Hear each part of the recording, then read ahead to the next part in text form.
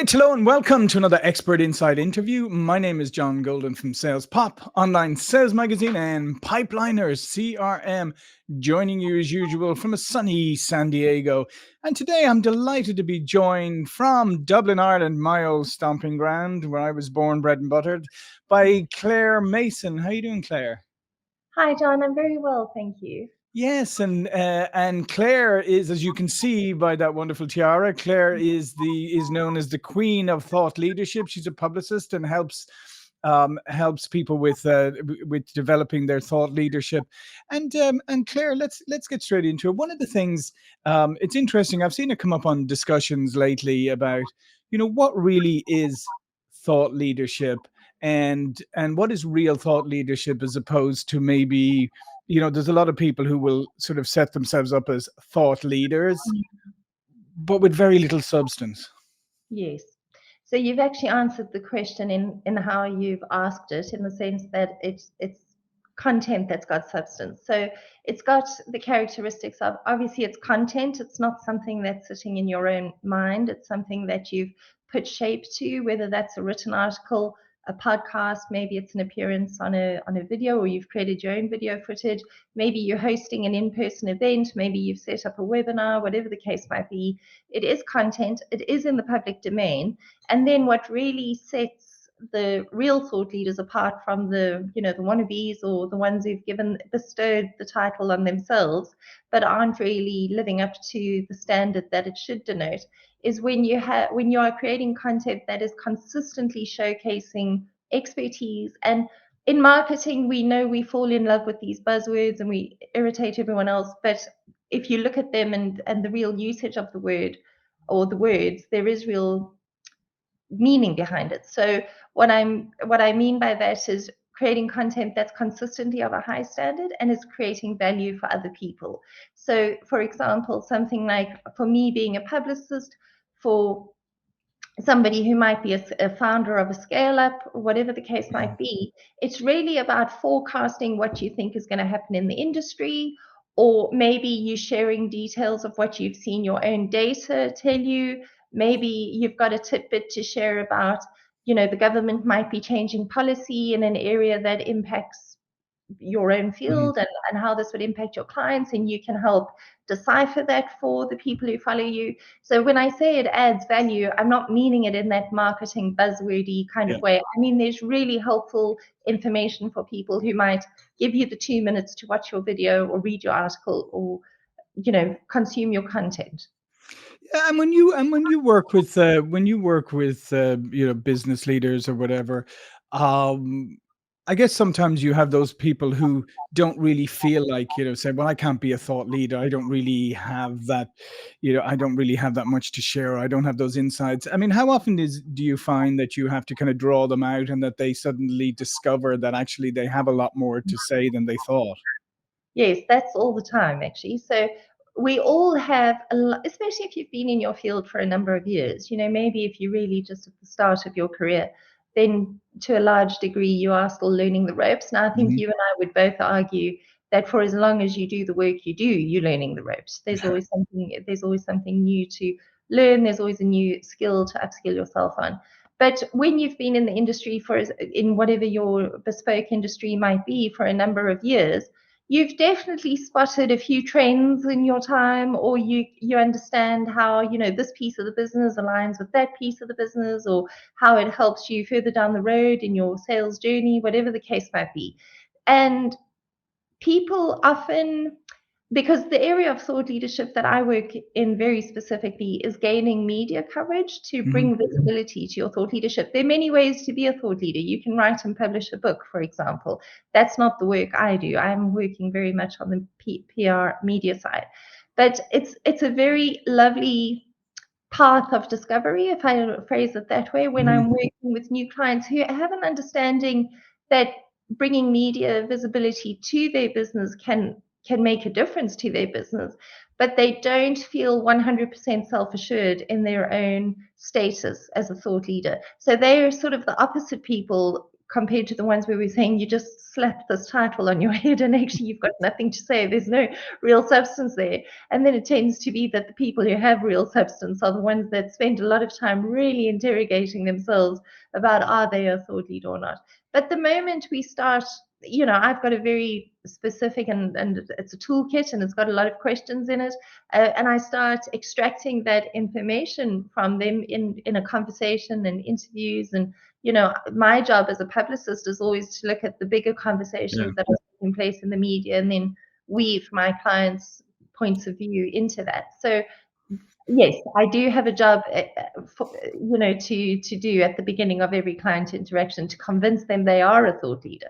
Yeah, and I mean, there's the obviously imposter syndrome, which people are surprised. I think that when they realize that imposter syndrome is something very normal, and it afflicts everybody. It afflicts people who you would say have, who are well established, and you would say, oh yeah, they've got big platforms, they're very confident, they know what they're talking about, and oftentimes they all have to struggle a little with imposter syndrome.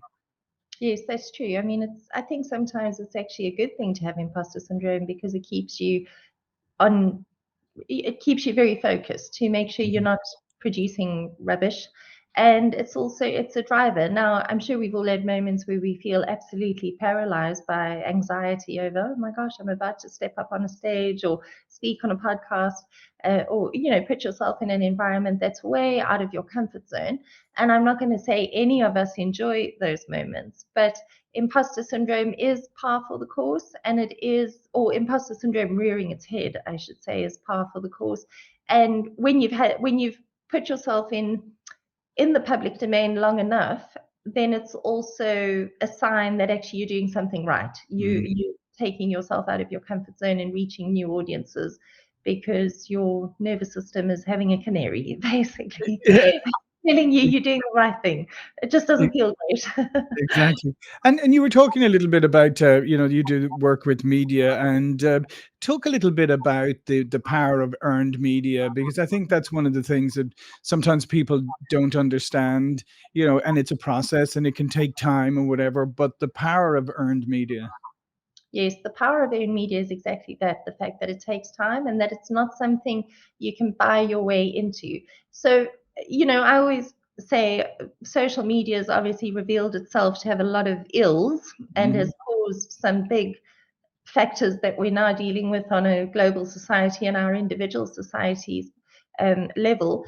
But it also we cannot deny that it did democratize advertising to a certain degree. However, having said that, if you and I were in the same field, let's say we were both publicists, and you've got $1 million to spend in advertising on one of the social media platforms, and I've got $100 to spend on the social media platforms, of course, there's a difference. We can't kid ourselves that we're talking about equality when people's budgets are so widely varying. But when it comes to the likes of, and I'm going to mention the big names here, of course, there's a whole world of media. But for example, Forbes, which is the media title that I'm most frequently asked to get clients into, on the basis of Forbes, and again, that doesn't happen overnight. I've got to do a lot of very strategic pitching to get clients into that. But you would land editorial coverage in Forbes on the basis of your story, not on the basis of you've got $1 million budget and I've got $100 budget, so Forbes is out of the way for me. So the media has its own problems as well. I'm not blind to its faults, but I will also say to you, I do have a very strong belief, and I've seen it time and time again when I'm working with clients, because I don't tend to work with the big corporates with big budgets. I really do work with SMEs, and I work with solopreneurs who are looking to create their thought leadership footprint using publicity. The media comes with a credibility because it's based on a meritocracy from the point of view of the basis of your story. How have you got an interesting point of view or a new point of view to feed into on an overarching? So, for example, remote working, when COVID hit us, you could have had a very particular point of view that was a little bit different to go home and set up Zoom. And that kind of story would have landed you in Forbes or an equivalent big name media publisher that's not dependent on how much revenue you're driving or are you a corporate or whatever the case might be. Yeah, no, absolutely. I mean, we do a lot of we do a lot of stuff with Forbes ourselves here, but they and I agree with you. And I think sometimes, as you say, you work with solopreneurs, you work with scale up businesses or whatever. I think sometimes they have more interesting points of view.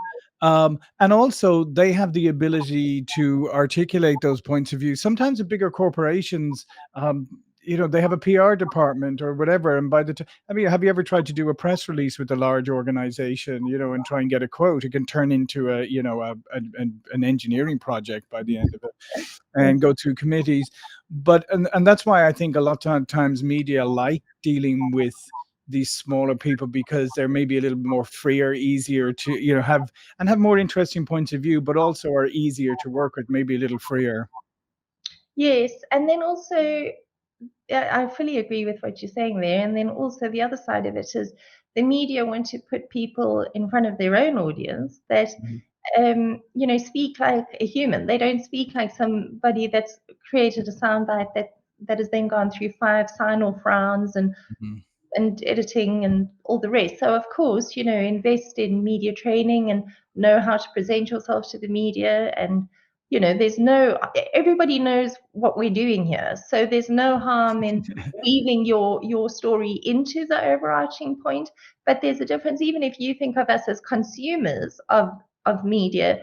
It's always much more interesting when you're reading something or listening to someone who's really communicating like a human compared Mm. to somebody who, there's all this controversy going on at the moment about the M dash with ChatGPT content. But if you think about how boring it is to read a statement that's been put out by a PR team in a corporate where it's corporate speak, Yeah.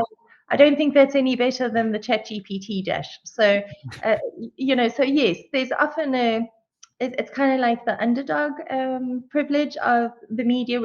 Forbes would often want to speak to a smaller organization or a solopreneur before they go to the biggies, dependent on the story they're covering. Yeah, and you just touched on AI there, and I think that's something that we should talk about too, because having been in the content uh, business for quite a long time, myself, and producing content, um, I always felt, even when suddenly you had all this inbound marketing and like content is king and all of this stuff, and people were Mm. just churning out content. Uh, there was a lot of very low value content put out there. I remember at one stage I was saying, like, if everybody's producing content, then who's actually consuming it at this Yes. stage? And now we're in the era of AI, where now it's, unfortunately, there's a lot of, there's a lot of fantastic things, and we leverage AI heavily within our products and stuff, but there's a downside to it too, in that it's now become an easy button for people to produce a lot of garbage content. Yes.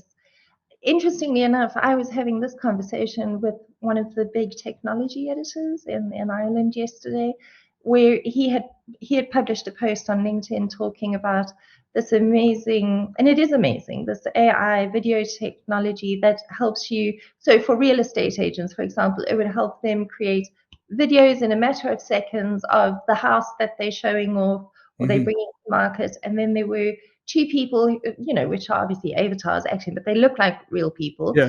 who were coming to see the property, and then an estate agent person, again, not real, who's showing the property around. And you couldn't fault the quality. There wasn't a question of, oh, it's, there's a time lag, or these are so obviously not real people, or whatever. I mean, Mhm. you can tell a little bit, but it was high quality. And then my response was, yes, I can see the quality of it. And I don't think there's any sense to pretending that this isn't on its Yeah. way or already existing and all the rest. But I was saying one of my clients is a property expert, and actually she invests in creating her own videos with a videographer. And that's really where you build the personal brand piece of, that's where the trust comes in, because it depends on what you want the content to do. I might very happily one day when I'm buying a house click on 100 AI videos just to see, how big is the bathroom, or Sure.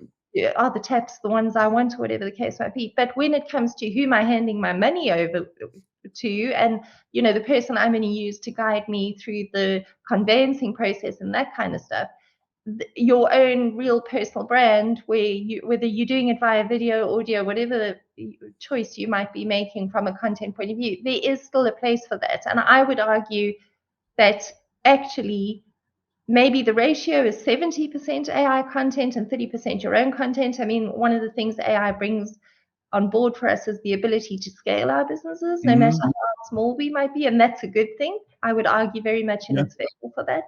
But I don't see a future where our own blood, sweat, and tears, creating our own content and showcasing how people can trust us is no longer required. I think that it will become more important.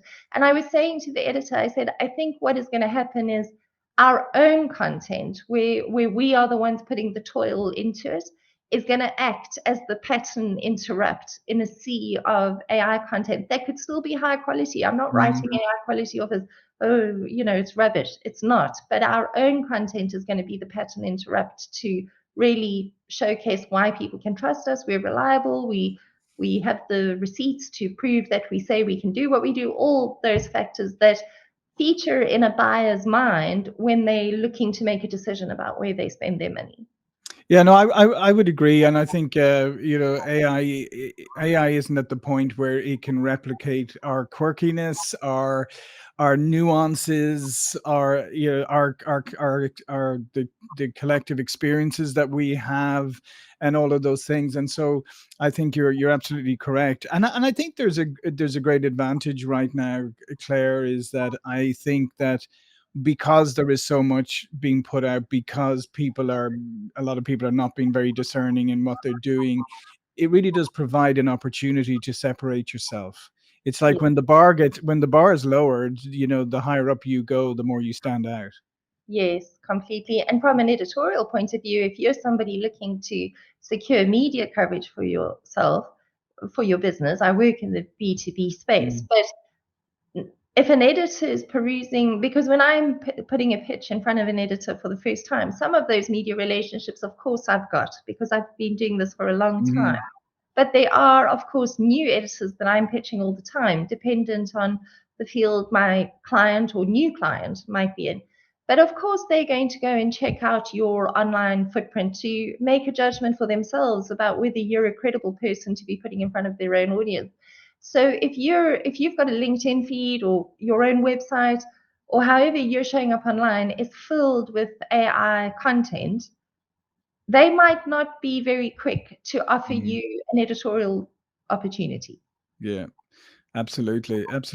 So where do you see the future of thought leadership? I mean, because we're having media's undergoing changes, new platforms, new channels for content are coming on stream all the time. Where do you see the future of thought leadership? The future of thought leadership, in my mind, is going to continue on the trajectory that it's on, in the sense that the more that all the tools are available for us to make ourselves more known. Because as much, John, as you might scroll on your LinkedIn profile when you're having a cup of tea or coffee this evening, or I might do the same thing. So it seems as though everybody plus their goldfish is putting themselves out there. And actually the truth is very far from that. Very few people stick the spotlight on their own head, above their own head. And I always say that's a really poor user experience for the people who you could really help. So what I feel will happen with thought leadership is we'll figure out how AI tools can help us scale with the content output that we need to be making. We've all become publishers, which we've been for a number of years now. That's not a new statement at all. We've just now got technology that can help us do that. But it's going to be the elements where it's really your own effort, your own way of synthesizing information. So, for example, there's no doubt ChatGPT or probably any other AI tool can write a pitch to an editor as well as I can write a pitch to an editor. That it can follow the framework for how you do this. What ChatGPT can't do is know that the editor last week, Tuesday, published an article about this aspect of business happening that feeds into the broader conversation around DEI, for example. And I've got a client who's doing this from a different point of view or whatever might fit with the example here. That's what ChatGPT can't do. So to me, the future of thought leadership from an editorial point of view, or from wanting to gain media coverage, will be is learn how to leverage the technology to create the output you need. Of course, making sure that it's reaching a certain standard, but then really, really double down on your own point of view and how you're getting that across, because that's the piece that's going to open doors for you from a client relationship point of view, as well as from a being featured in the media you want to be featured in point of view. Yeah, and just one last question, Claire. There's a lot. I mean, I get bombarded all the time, and I'm sure lots of other people do, with people saying, "Oh, yeah, I can, I can take your content, or I can take you, and I can bring you here and bring you there, and all this good stuff." What should people be looking for when they're considering working with a publicist or someone like you? How should they be discerning in who they select? Well, firstly, be discerning is the first thing, because I will say to you, I adore this work. I love it. I'm very lucky to do the work I love. And I take a lot of pride in being a publicist. However, it's not an industry that has covered itself in glory. And it doesn't matter if you're in the States, the UK, Ireland, any part of the world, because I'm in networks where we all speak with each other all the time. And that's, again, one of the great advantages that technology has brought us. But it's not an industry that has covered itself in glory, and there are many shady publicists around there. So the first thing is, yes, be discerning in the first place. Secondly, make sure you really find a publicist that is aligned with the kind of media coverage you want. So, for example, I know I can stand over the promises I make to my clients as a B2B publicist. If you were looking for B2C editorial coverage, I wouldn't be the greatest one to choose, because that's not what my skill set is. Yes, I would be able to make some moves on your behalf in terms of pitching the lifestyle editor, for example, but it's not my area of expertise. So I wouldn't be the greatest publicist to work with on that front. I mean, always make sure you're looking for client testimonials. So it's not the publicists themselves saying, I'm wonderful. It's actually, clients saying this person did do what they said they could do.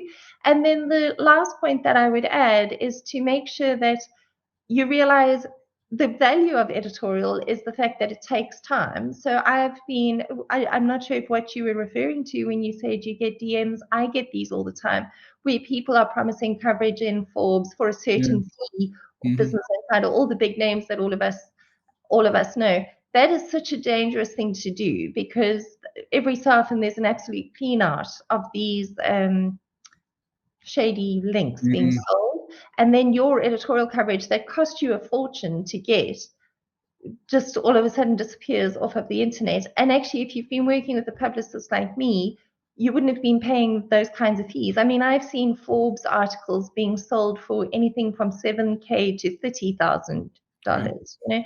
Crazy numbers. Whereas if you're working with a publicist who is ethical and is doing the job that they say they're going to do, there's no need to be paying that kind of money, and you'd be landing really great editorial off the bat. If you've got that kind of money to spend, go and buy advertorial, because then you guarantee yourself a place in the publication, and it's not going to disappear when these terrible practices are brought to light. Yeah, no, I mean that's great advice. Do your homework, and when you get these offers, that sound too good to be true. Remember, they probably are, and also, I think the other thing too, Claire, just to finish on is, as you said, it takes time. There are no real shortcuts in this business, right? They aren't, but I can give you a little tip for your listeners, which is, if you're just starting to build your media footprint, your thought leadership footprint, but using media, start with your local media or your trade media, because those are often easier publications to get yourself published in, and they're always looking for content. So let's say you're an accountant, for example, go to your professional body. They might have a newsletter or a publication online. Get yourself featured in there, and then you've got a link. You've got a piece of proof that you're a credible person to put in front of an audience. And from there, it can snowball quicker than we think. Where I was working with a client earlier this year whose dream publication was Forbes. We hit 3 different pieces of trade media. then he was profiled in an interview piece with a B2B publication, nice enough readership, but not a tier Mhm. one. And number 5 was Forbes. And he was actually the first person quoted in the article. He got 250 Oh, words in the nice. article. So it's not a case of, you got to toil away at PR for the next 10 years and then hopefully Yeah, you yeah. get. It's not that, but a tip is really to start with your local or trade media, and from there you can grow on. You can grow from article to article, or whatever type of content you choose. Yeah, perfect. Great. Well, listen, Claire, thank you very much. All of Claire's information will be below this video. But before we go, please do remind people again what you do.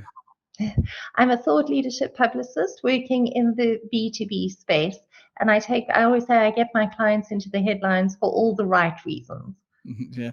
And remember, it's the queen of thought leadership. You can tell she's got the crown. I don't. So there you go.